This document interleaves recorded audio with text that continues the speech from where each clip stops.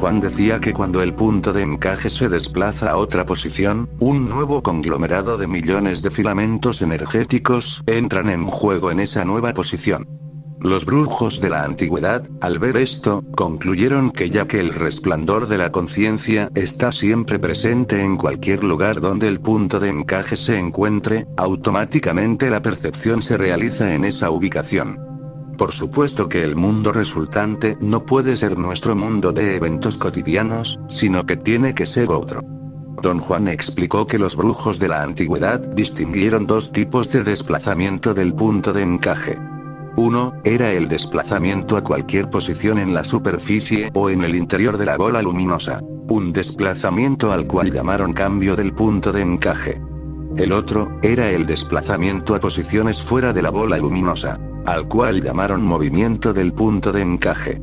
Descubrieron que la diferencia entre un cambio y un movimiento estaba en la clase de percepción que cada uno de ellos permite. Puesto que los cambios del punto de encaje son desplazamientos dentro de la bola luminosa, los mundos engendrados por ellos, por raros, maravillosos o increíbles que fueran, son mundos aún dentro del reino de lo humano. El reino de lo humano está compuesto, naturalmente, de todos los billones de filamentos energéticos que pasan a través de toda la bola luminosa. Por otro lado, los movimientos del punto de encaje, desde el momento en que son desplazamientos a posiciones fuera de la bola luminosa, ponen en juego a filamentos energéticos que están fuera del reino de lo humano. Percibir tales filamentos engendra mundos que sobrepasan toda comprensión. Mundos inconcebibles que no tienen huella alguna de antecedentes humanos. En esos días, el problema de la verificación desempeñaba un rol muy importante para mí.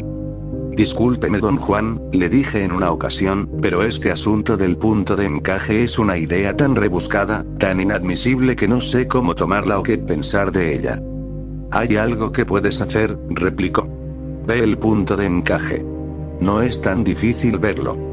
La dificultad está en romper el paredón que mantiene fija en nuestra mente la idea de que no podemos hacerlo. Para romperlo necesitamos energía. Una vez que la tenemos, ver sucede de por sí.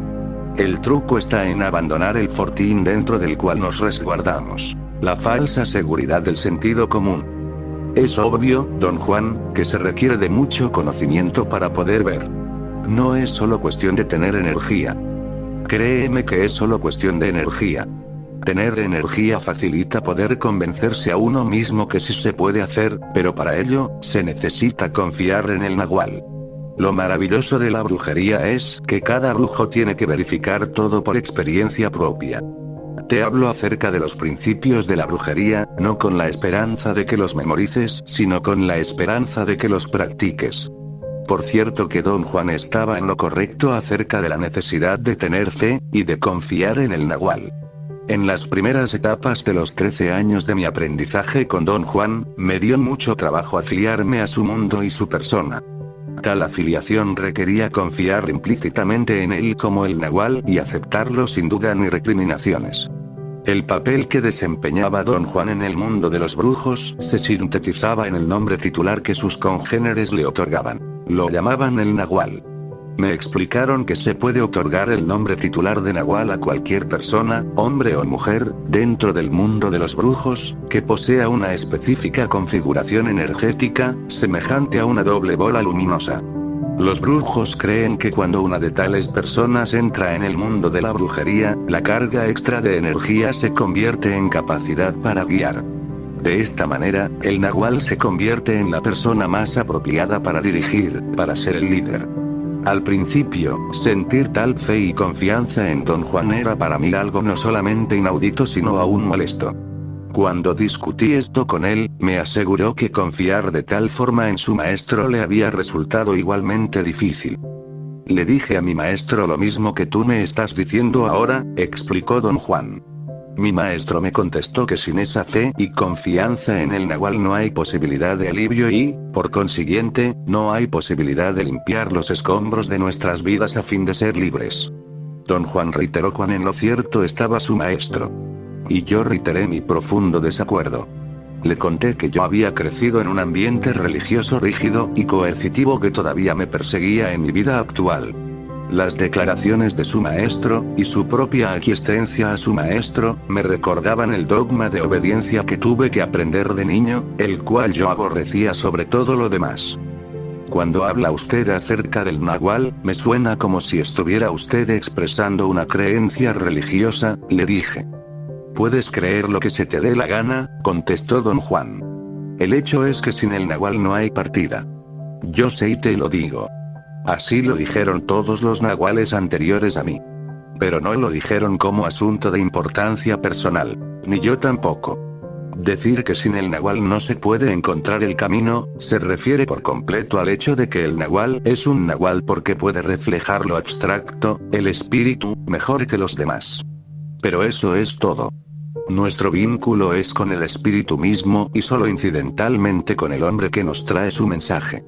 Aprendí a confiar implícitamente en don Juan como el Nahual, y esto, tal como me lo había dicho, me trajo un profundo alivio, y mayor capacidad para aceptar lo que él se esforzaba por enseñarme. En sus enseñanzas, puso un gran énfasis en continuar sus explicaciones acerca del punto de encaje. Una vez le pregunté si el punto de encaje tenía que ver con el cuerpo físico. No tiene nada que ver con lo que normalmente percibimos como el cuerpo, dijo.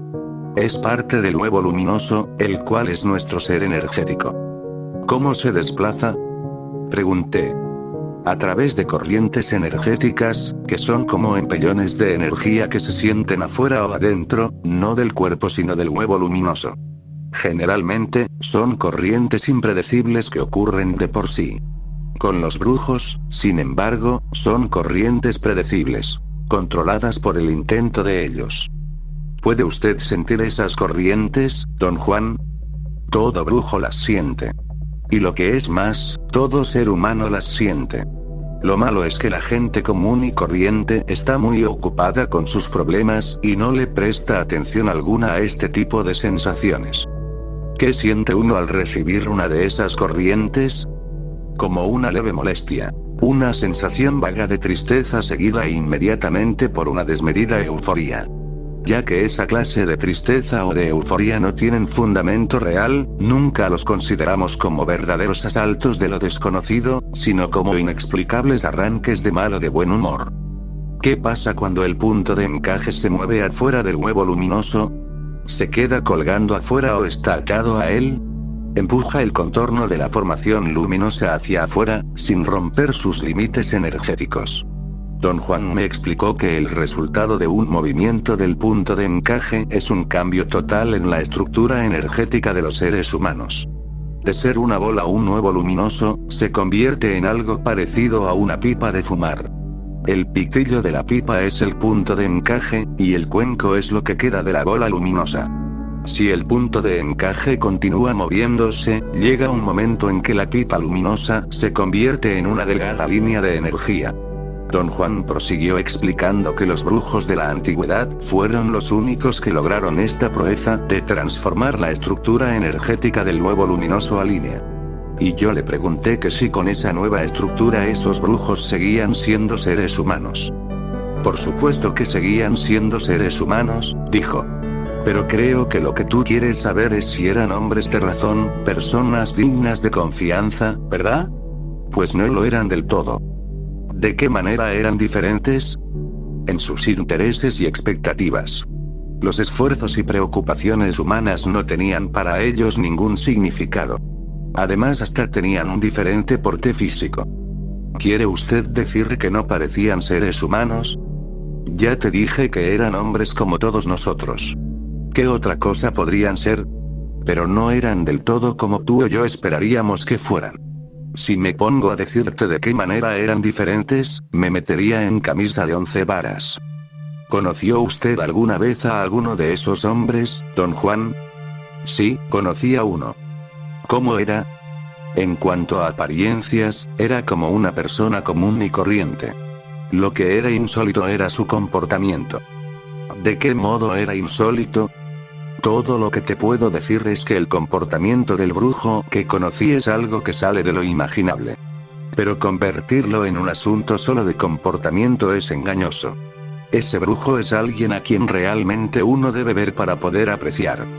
¿Eran todos esos brujos antiguos como el que usted conoció? No sé cómo eran los otros, excepto por las historias y cuentos que los brujos han guardado por generaciones. En esas historias, esos brujos aparecen como seres bastante extravagantes. ¿Quiere usted decir monstruosos? En cierto modo. Dicen que eran muy simpáticos, pero que a la vez causaban pavor. En realidad eran criaturas desconocidas. Lo que hace homogénea a la humanidad es el hecho de que todos somos como huevos o bolas luminosas. Y esos brujos ya no eran así. Eran líneas de energía tratando inútilmente de doblarse para formar un círculo. ¿Qué es lo que finalmente les sucedió, don Juan? ¿Se murieron? Las historias de los brujos dicen que al alargar su forma energética, también lograron alargar la duración de su conciencia. De manera que están vivos y conscientes de ser hasta hoy día. Las historias también cuentan que reaparecen periódicamente en la Tierra. ¿Qué piensa acerca de todo esto, don Juan? Para mí, todo esto es demasiado extravagante. Yo quiero la libertad. Libertad de mantener mi conciencia de ser y sin embargo desaparecer en la vastedad. En mi opinión, los brujos de la antigüedad eran hombres tenebrosos, obsesivos, caprichosos y hasta apostaría que debido a ello se quedaron atrapados en sus propias maniobras. Pero no dejes que mis opiniones y sentimientos personales te nublen el panorama. El logro de los brujos de la antigüedad es inigualable. Por lo menos, nos probaron que los potenciales del hombre no son cualquier cosa. Otro tópico de las explicaciones de don Juan fue lo indispensable que son la cohesión y la uniformidad energética para el acto de percibir. Su punto de vista era que la humanidad entera percibe el mundo que conocemos, en los términos en que lo hacemos, solamente porque compartimos cohesión y uniformidad energética. Dijo que adquirimos estas dos condiciones automáticamente en el transcurso de nuestra crianza. Y que las tomamos a tal punto por dadas que no nos damos cuenta de su importancia vital sino al momento de enfrentarnos con mundos distintos al mundo habitual. En esos momentos se hace evidente que, para poder percibir de una manera coherente y total, necesitamos una nueva, apropiada cohesión y uniformidad energética. Le pregunté qué eran la cohesión y la uniformidad. Me explicó que la forma energética del hombre tiene uniformidad puesto que todos los seres humanos son como una bola o un huevo luminoso. El hecho de que la energía del hombre se mantiene en un haz, como bola o como huevo, es prueba de que tiene cohesión. Don Juan dio como ejemplo de una nueva uniformidad y cohesión el caso de los brujos de la antigüedad. Cuando convirtieron su forma energética en una línea, todos ellos, uniformemente, mantuvieron su cohesión lineal. Uniformidad y cohesión, a ese nivel lineal, les permitieron percibir un mundo nuevo y homogéneo. ¿Cómo se adquiere una nueva uniformidad y cohesión? Le pregunté. La clave es la posición del punto de encaje, o más bien, la fijación del punto de encaje, dijo. En esa ocasión no quiso explicar más sobre el asunto. Pero yo insistí en preguntarle si esos brujos habrían podido retroceder de la forma lineal a su antigua forma de huevo luminoso. Me contestó que en un momento dado habrían podido hacerlo, pero no lo hicieron. Luego, la cohesión lineal se fijó en ellos, haciéndoles imposible el regreso. Don Juan creía que lo que realmente los cristalizó y les previno volver a su forma inicial fue una cuestión de avaricia. El alcance perceptivo de esos brujos, como líneas de energía, era infinitamente más grande de lo que un hombre o un brujo común y corriente pueden alcanzar. Explicó que el dominio humano, como masas energéticas, incluye todos aquellos filamentos que pasan a través de la bola luminosa. Normalmente, no percibimos todo el potencial humano, sino quizá solamente una milésima parte de este. Si tomamos esto en consideración, se puede apreciar la enormidad de lo que los brujos de la antigüedad hicieron. Se extendieron en una línea de energía 1000 veces más larga que un huevo luminoso, y percibieron todos los filamentos que pasaban a través de esa línea. A resultas de su insistencia, hice esfuerzos gigantescos por entender el modelo de configuración energética que me estaba delineando. Finalmente, después de mucho trabajo pude imaginarme filamentos adentro y afuera de una bola luminosa. Sin embargo, si me imaginaba una multitud de bolas luminosas, el modelo dejaba de ser aplicable. Razonaba yo que en una multitud de bolas luminosas, los filamentos que están afuera de una, por fuerza estarían adentro de otra adyacente. Por lo tanto, en una multitud no podrían existir filamentos energéticos que estuvieran afuera de ninguna bola luminosa. Entender eso no es ciertamente un ejercicio para la razón, contestó, después de haber escuchado atentamente mis argumentos. No hay manera de explicar lo que los brujos quieren decir cuando se refieren a filamentos adentro o afuera de la bola o huevo luminoso. Cuando los videntes ven, ellos ven una sola bola o huevo de energía.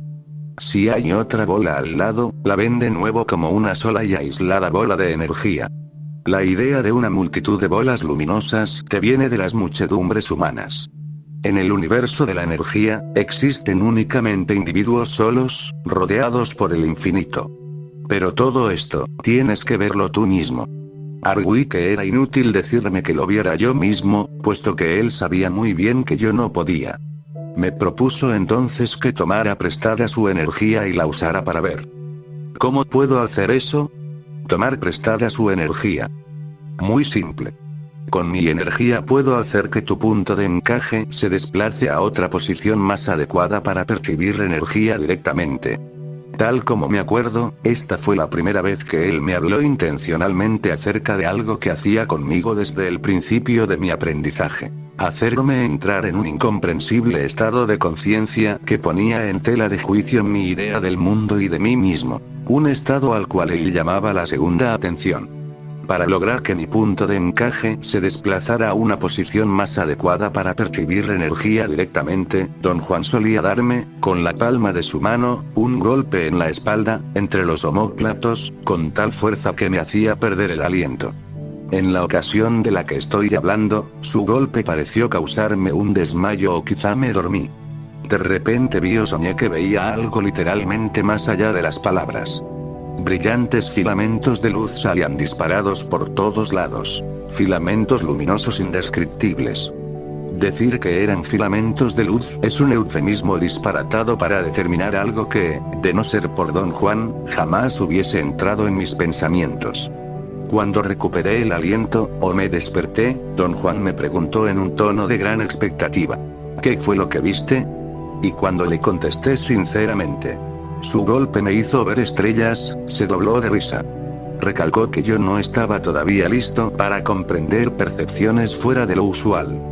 Hice que tu punto de encaje cambiara, prosiguió. Y por un instante ensoñaste los filamentos del universo. Pero aún no tienes la disciplina o la energía para arreglar tu uniformidad y cohesión. Los brujos antiguos eran los maestros consumados de ese arreglo. Así fue como vieron todo lo que puede ser visto por el hombre. ¿Qué significa, don Juan, arreglar la uniformidad y la cohesión? Significa que uno entra en la segunda atención debido al acto de retener el punto de encaje en una nueva posición, previniendo de este modo que se deslice de regreso a su sitio original. Don Juan me dio allí una definición tradicional de la segunda atención. Dijo que los brujos antiguos llamaban al resultado de fijar el punto de encaje en nuevas posiciones, la segunda atención. Y que trataban a la segunda atención como a un área de total actividad, de la misma manera que la atención del mundo cotidiano es un área que incluye total actividad. Recalcó que los brujos tienen realmente dos áreas absolutas para realizar sus acciones. Una muy pequeña, llamada la primera atención o la conciencia de nuestro mundo cotidiano, o la fijación del punto de encaje en su posición habitual. Y otra área mucho más grande, la segunda atención o la conciencia de otros mundos, o al acto de mantener el punto de encaje fijo en cada una de las innumerables nuevas posiciones que puede adoptar. Don Juan me ayudó a experimentar cosas inexplicables en la segunda atención. Me hacía entrar en ella por medio de lo que él llamaba su maniobra de brujo, el fuerte golpe en la espalda a la altura de los omóplatos. Desde mi posición subjetiva, tales desplazamientos de mi punto de encaje significaban que mi conciencia entraba en un inquietante estado de inigualable claridad. Un estado de superconciencia que duraba cortos periodos de tiempo, y en el que yo podía entender cualquier cosa con mínimos preámbulos. No era un estado del todo placentero. En la mayoría de los casos, era como un sueño tan extraño e intenso que en comparación, la conciencia normal palidecía. Don Juan justificaba su maniobra de brujo, diciendo que era tradicional e indispensable que los aprendices recibieran conceptos y procedimientos básicos, en estados de conciencia normal, y que se les dieran explicaciones abstractas y detalladas, en la segunda atención. Normalmente, los aprendices no recuerdan esas explicaciones en su vida diaria, pero de alguna forma, las guardan intactas y fielmente en lo que los brujos llaman el aparato de perceptividad. Los brujos han utilizado esta aparente peculiaridad de la percepción, y han convertido el acto de recordar todo lo que se les enseñó en la segunda atención, en una de las tareas tradicionalmente más difíciles y complejas de la brujería. Los brujos explican que cada vez que uno entra en la segunda atención, el punto de encaje se encuentra en una posición diferente.